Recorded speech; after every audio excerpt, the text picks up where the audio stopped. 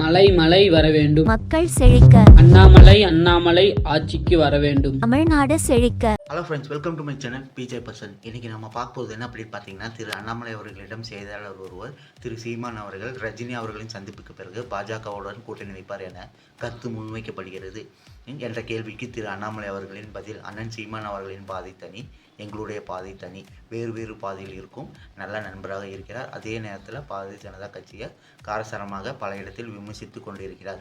அவர் புதிய பாதையில் பயணிக்க நினைக்கிறார், பயணிச்சுட்டு இருக்காருங்கன்னா, அதனால் பாரதிய ஜனதா கட்சியின் பாதையும் அவருடைய பாதையும் வேறு வேறு பாதைகள்.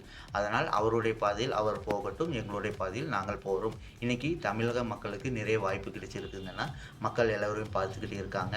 2026 மிக முக்கிய சரித்திர தேர்தலாக தமிழகத்தில் அமைய போகுதுங்கன்னா காரணம் அண்ணன் சீமான் இருக்காங்க, அண்ணன் விஜய் அவர்கள் வந்திருக்காங்க, பாஜக இருக்குது.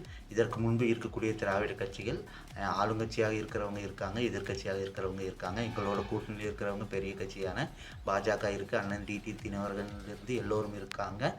அதனால் 2026 புதிய களமாக இருக்கும், பொறுத்திருந்து பார்ப்போம் என்று பேசியுள்ளார் திரு அண்ணாமலை அவர்கள்.